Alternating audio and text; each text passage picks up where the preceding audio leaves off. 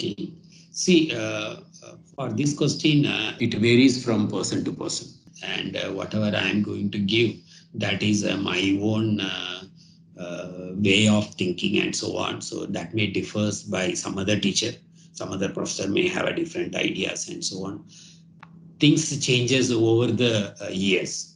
The day I completed my PhD in 1999, so those days having a job in IT field, information technology, some software job, that is a great. That was the hot area for jobs. Therefore, the people put lot of effort for subjects related to get the jobs in the IT field or the software side.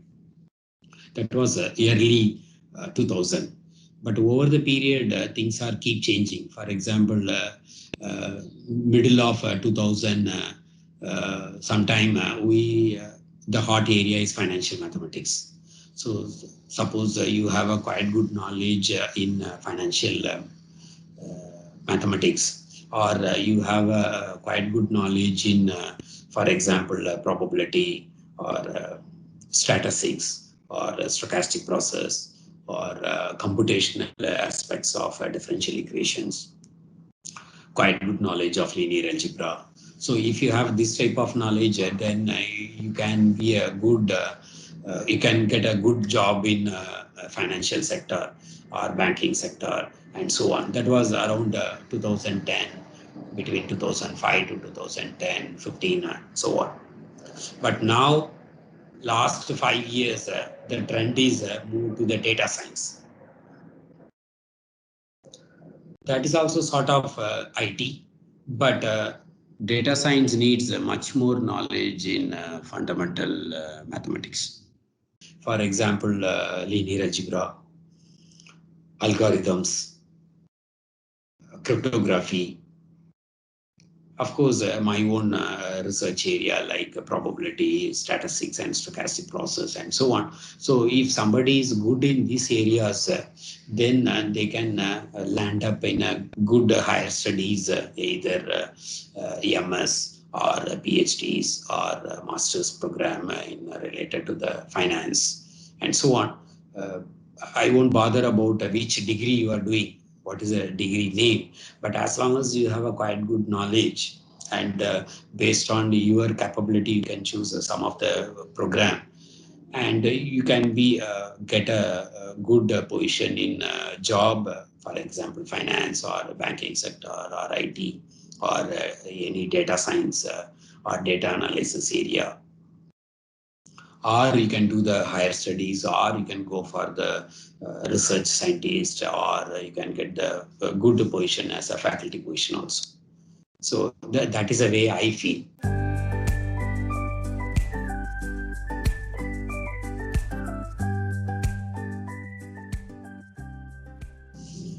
Yeah, so this is the one of the areas, one of the important areas in probability. And this talk about the abstract modeling of any random behavior system. Suppose you have a system in which there is some random behavior, then that can be studied abstract way. And with the help of probability and stochastic process, one can study in a nice way. And one can study means one can go for predictive analysis. Let me give a very easy example. The example is the gold price in day by day. It is not in your control. Today it may be some value, tomorrow it may be some other value, day after tomorrow it may be some other value. That means what I'm saying is 1 gram gold price per day, it will be keep changing. So that is called a random behavior. So if you want to predict what will be the price of 1 gram of gold next week, then immediate question will come to you. What is the today's price? What was the yesterday's price? What was the day before yesterday's price? And whether you can able to see the pattern, whether you are able to abstract the scenario and go for a prediction. The the example which I said, that can be nicely abstracted, modeled, analyzed using a probability and stochastic process. That's what I do. I'm just giving you one example of a gold price in a day. I can go for another example of a stock market of any stock price you can think of over the days or over the month. Little more, you can go for oil price. You can go for the current scenario of how many COVID cases which you are going to have it day by day cases. Even I'm also doing research in COVID-19 forecasting analysis also. Last 1 year, this was the pattern. And these are all the dynamics happening. Dynamics means vaccination or any other predictive measures. So based on this, what will be the future of this scenario? How many cases will be next week or next month or another 2-3 months? This is called the predictive analysis. So we do such a analysis based on our mathematical modeling using stochastic process, probability, and we use some statistical inference also. So therefore, my area of research is a combination of probability, statistics, and stochastic process. And this is not the only way to study. And somebody else may do the same analysis in their own expertise. By using a quite good data science knowledge, they can able to do the predictive analysis based on only the hardcore modeling and the statistics. They don't need a stochastic process. So it is up to the expertise to use their knowledge and do the predictive analysis. I hope I would have answered to your question the sort of layman language.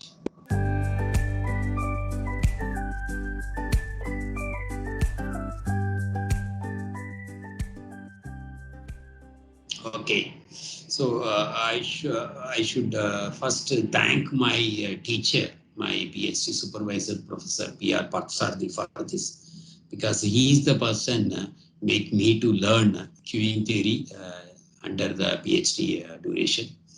The queuing theory is one of the topics in operation research, and operation research is one of the topics in mathematics, like other subjects starting from algebra, analysis, and so on. So operation research is a sort of applied mathematics topic. And queuing theory is the concept used to study whenever you have a system in which things changes over the time and you want to go for do the mathematical modeling and go for predictive analysis, then the queuing theory is used.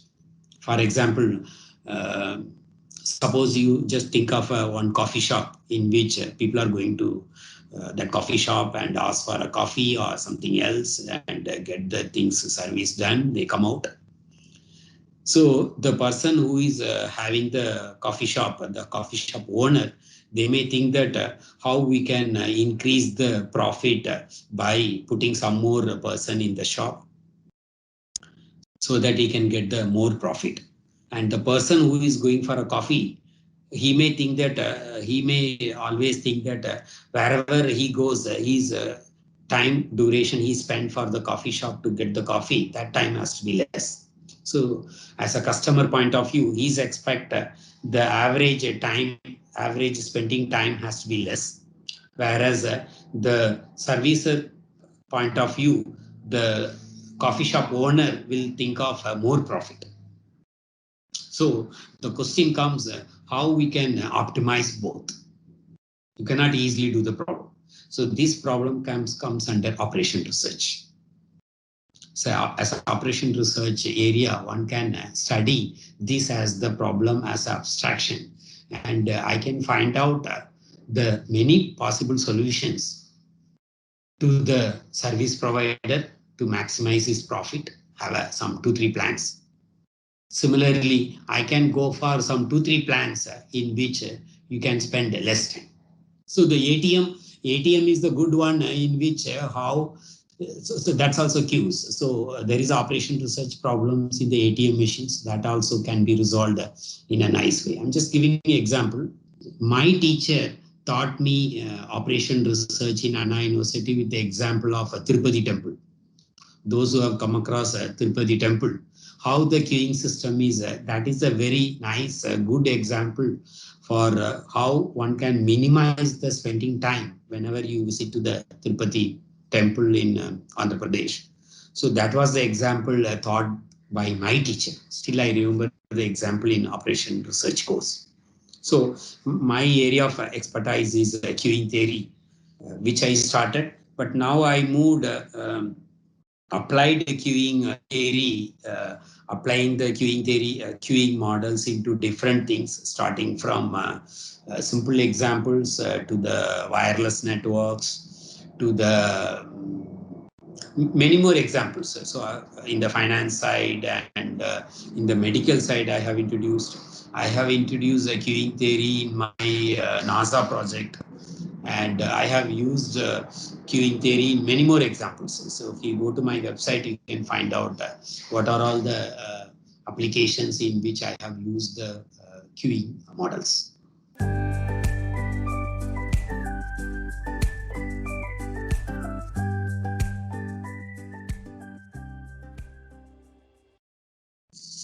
So in the area of data science, the applied probability is going to play an important role other than the linear algebra and other than the statistics. So, but some people get a little confused with the words probability and statistics.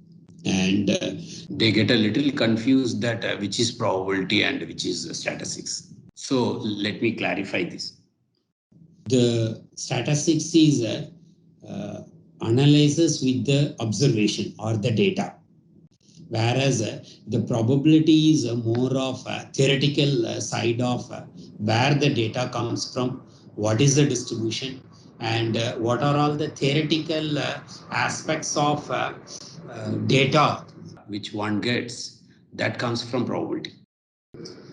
Therefore, the probability and the statistics goes together, and applied probability is sort of more related to the statistics. And the people who are interested going to be a good job, getting a good job in data science, one should have a quite good knowledge in applied probability and statistics, and of course linear algebra also. Therefore, it has a very good scope in applied probability. And of course, if somebody is having a very good knowledge in a theoretical probability, then that is going to have a very good fundamental knowledge, because there is no doubt about you. If you have a theoretical knowledge in probability, whatever the scenario, you can always be able to give a clear conceptual ideas you can give if somebody is having a theoretical knowledge. So there is no equivalent to no doubt about your having a knowledge about the theoretical side. And the applied side is easy to get a job and so on. But always one should have a quite good knowledge in the fundamental of probability concepts also.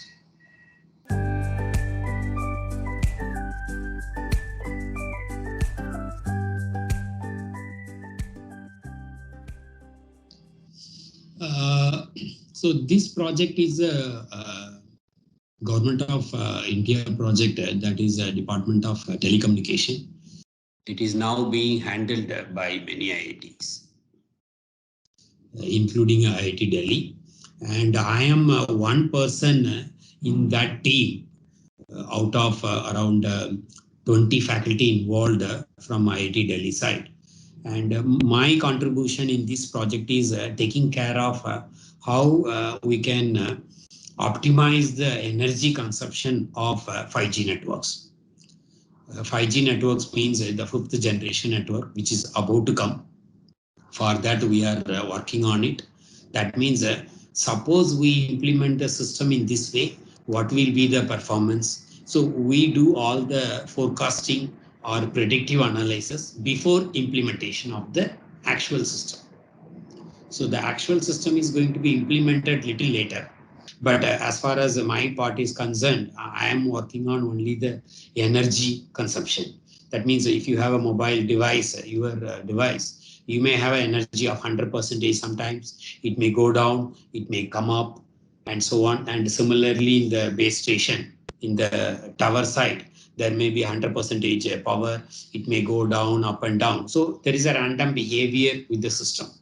So keeping energy as the one point, how one can find out the nice policy so that we can have energy consumption, or we can reduce the energy wastage, or we can think of harvesting energy by some other source, either solar or some other hardware.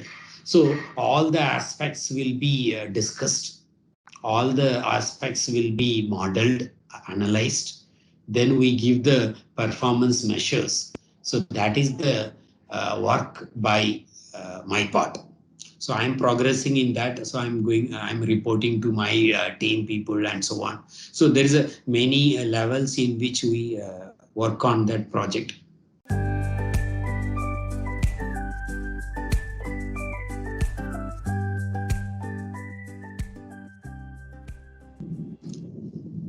My personal interest is always probability and stochastic process, because that is my area of research. And even though I have teaching here for 17 years, the same course, probability and stochastic processes. But whenever I teach, I feel like I'm learning new things while teaching. So that is the way I keep progressing. And I like my course means that probability and stochastic process a lot. Because of that, I wrote a book and so on. So I like my course, probability and stochastic process.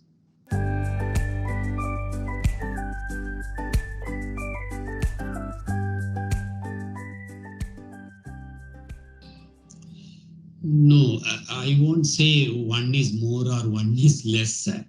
Always there is a equal opportunity for both pure and applied mathematics. But I feel one should have a passion in it, whether somebody is liking a pure mathematics or whether somebody is liking applied mathematics. You should have a passion in it, and automatically you should be able to get opening up scope in those areas. So I won't say one is more or one is less. One should have, whether you do the applied mathematics or pure mathematics, you should be doing the justice to that by understanding fundamental correctly and putting all the effort and passion in it.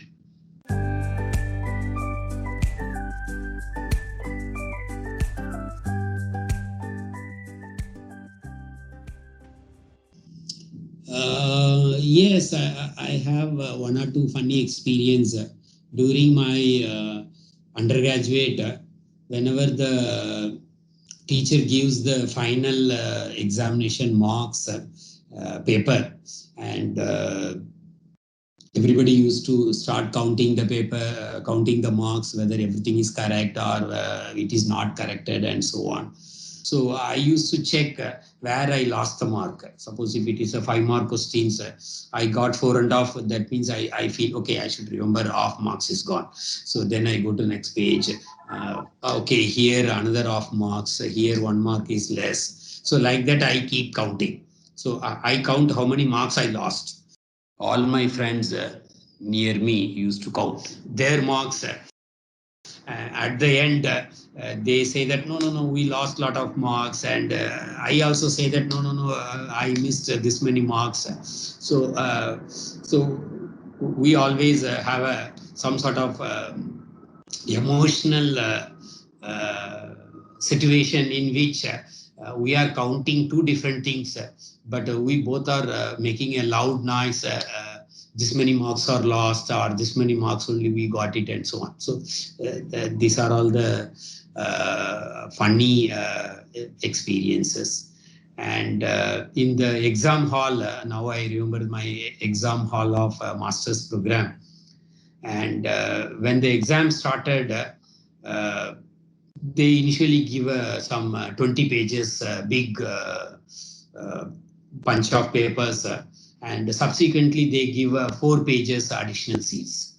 So I'm the guy, I'm the first person to finish it off all the 20 pages writing, and raise the hands like that I need an additional sheet. And the teacher would have been, the invigilator would have been just finished distributing the paper, or they would have been just, when I raised the hands, they thought that I'm asking something else. But I ask, I need additional sheets. Then they just look at it, me, did you finish all the sheets? I said, yes, I finished. And that was my funny experience. And the problem is, when I write my class notes, uh, I keep only one notebook, and in that notebook I write very small letters of my class notes. Basically I write very small letters during my class notes, but in the exam I just go completely different. I write maximum 10 lines, or maybe 12 lines in one page. In one A4 sheet, I write maximum 10 to 12 lines. I give this much gap, I write big letters. Therefore, I exhaust my first 20 pages sheet just like that. Therefore, I keep raising the hands for additional sheet. And even some invigilators, I still remember, they just fed up of giving one by one additional sheets. They started giving a bunch of additional sheets to me, like some 4 or 5 sheets to me, not to keep on raising the hands. So, and and I stopped writing pages in the additional sheets, because it is painful exercise to write down the each page, like 21, 22, 23, 24 and all. I just write the additional sheet and I just multiply by number 4, and I just go for the first page. It is 21, then 25, then 29, and so on. I skip writing in between pages, and there is a first page, they ask a total number of pages. So that I fill it up. So these are all my funny experiences of exam hall experience, but still something I could not able to recall immediately. My fifth standard experience is me and my two more my classmates, Kumari and Tangam, and some more my classmates in my fifth standard. When the teacher asked the questions, we just raised the hands immediately. Then the teacher keeps saying that no, you are keep on raising the questions. We won't ask the questions. We'll move to the backbencher or somebody else who didn't ask. So I still remember my school competitors and other my classmates who are doing well, and they are really fighters. So I still remember them.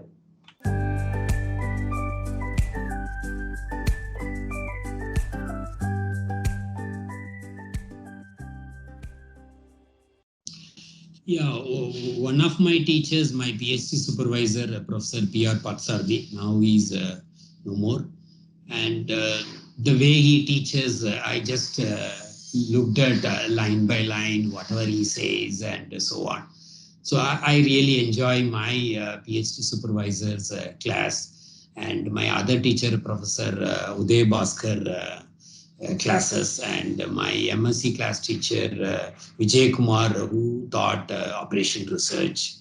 And yeah, I don't want to miss other teachers then, because I'm keeping touch with all my teachers, starting from my school teacher. I'm keeping touch with my all my teachers, so I don't want to miss any teacher. Basically, my postdoc supervisor, Professor Kishore Trivedi, is a wonderful teacher from Duke University. So the way they explained the things, the way they enjoyed it, I still remember once I said I understood the Markov regenerative process. Then my professor Kishore Trivedi asked me, can you give one example? Then I gave an example. Then he immediately said that, yeah, it looks now you understood the concept of Markov regenerative process. So I feel if you give a correct example, uh, then I'm quite good in understanding that concept correctly. And in my class, I remember I was teaching a Poisson process to our BTech students, probability and stochastic process course. And one BTech student, he was initially in the front bench. And after sometimes he did not want to attend my class. So he would have immediately left my class, but he didn't do that. What he did is he was, whenever I'm turning to the board, when I start writing in the board, he moved 2 steps backbench.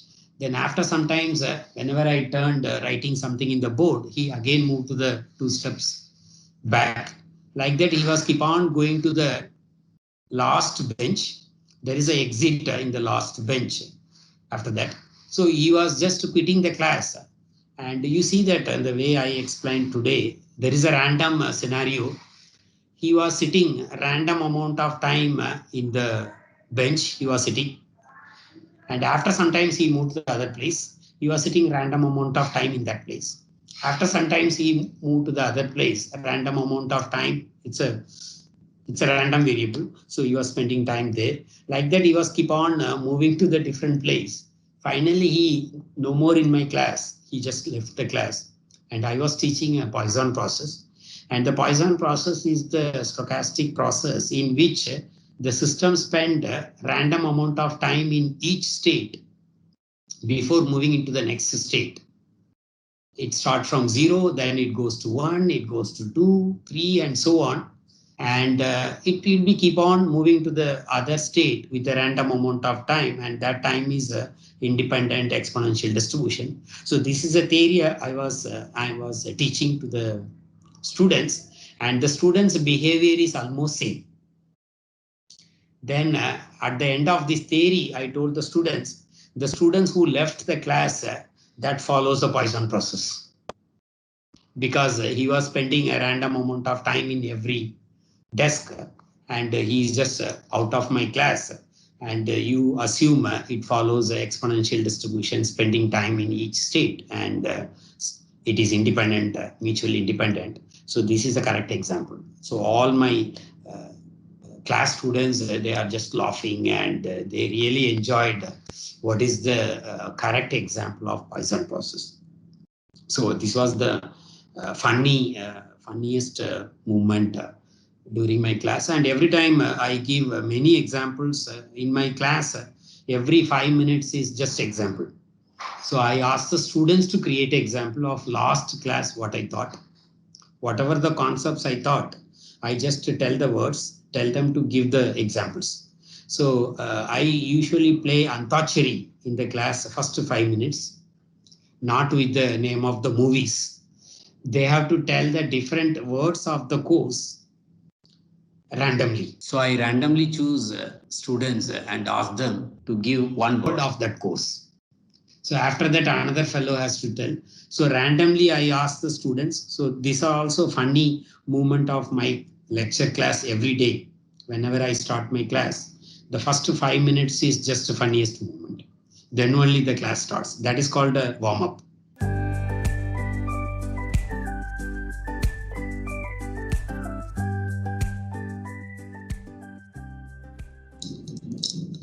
Okay, in the free time, I go for walk. I like a lot walking.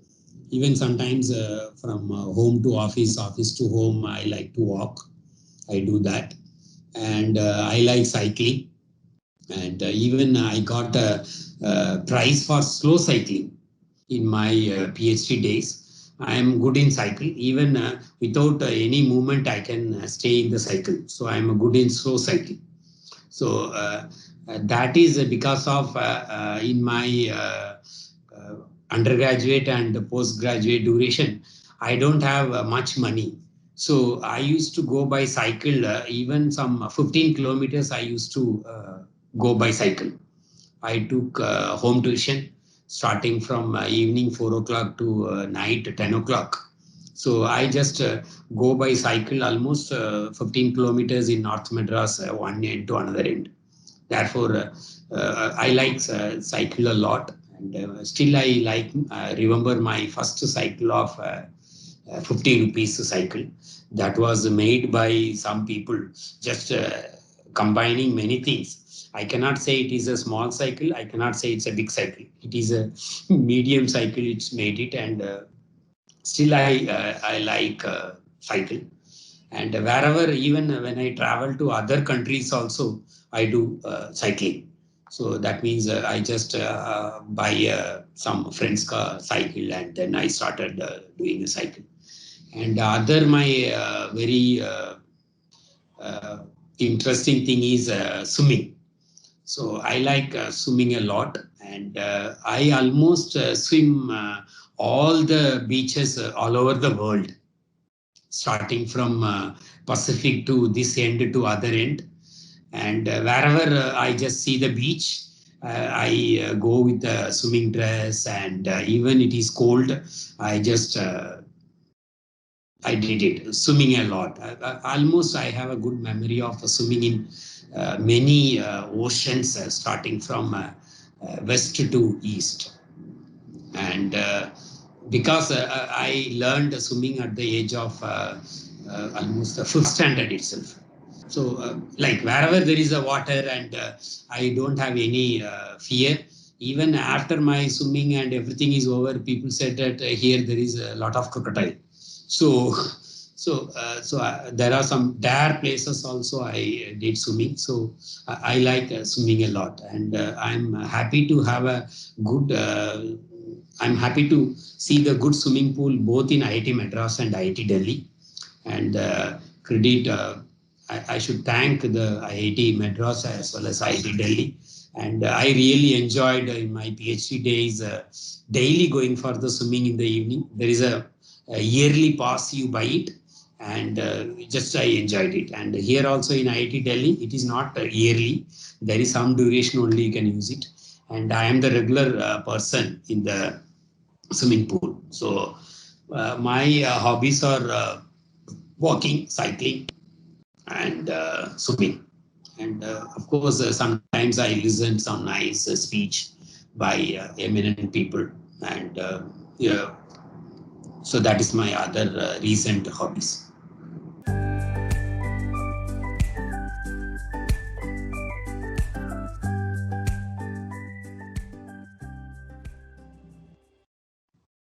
First, I should say that they should clear all the exams and facing the committee. And so I feel you have to, the way there is some echo.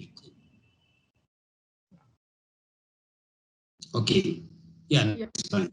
Yeah, now it's fine. So the way I joined the PhD program, the way I move to every level, I feel that the students also should have show their ability to crack the national exams, or to face the interview, and have a good fundamental knowledge. And they should have a unique of saying that, okay, so and so student is good in this subject, and so and so students understand this concept very well. For example, I asked some very basic things in a very my own style, and when they understand that question and the way they answer, then I can feel okay, these are all the concepts they know very well. It is not only me asking the questions. My colleagues are also very good. When they ask the questions, I know their style. So in the committee, when the people sit down and ask the questions, and the way these students answer, we can feel it. This student is capable, or this student is average, or this student is above the average, or this student is extraordinary. So I feel first they should clear everything. Then usually I won't pain too much, but I am very systematic guy. Monday to Friday they should work, and there is a I learned how to systematically work from US. when I was a postdoc, there is a systematic progress at every week instead of planning some tasks to be completed in some day. So I learned the way of working style in the USA. So I just followed that style, which I learned it. So I have a very minimum expectation at every week or every some certain duration, and people should have a progress. Even people say I have not worked in this week. I feel that's okay, but there should be a weekly meeting. There should be a weekly progress. There should be a very systematic way of things, not hodgepodge, not hurry-burry, not doing one day work and next 10 days no work. So I feel very systematic progress. So I always expect the student should have my way of same time management and very clear in it. Even they do little work, that's okay, but they should be very systematic. That's my style.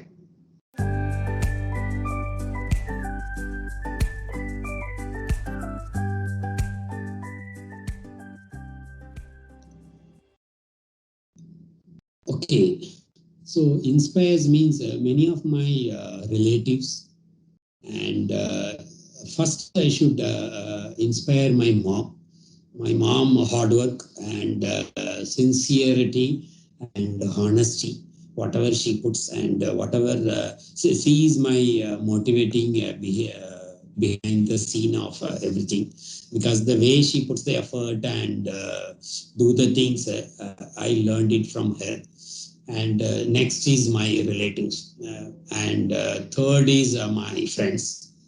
My friends are very good, and I get many good ideas or views or suggestion from my friends. And I have very good friends circle, starting from my school days, my college days, or my working here. So I have a big team at every stage, and I'm keep in touch with all my close friends. I keep one circle of my friends at every level, and they are always giving my good suggestion, and I always call them and get the things. So they are my inspiring people. And of course my role models are some of my relatives, or my role model. I want to become like them. So that's the way I put my all my effort. And low means I don't have any people to low my inspire. It's in the positive side.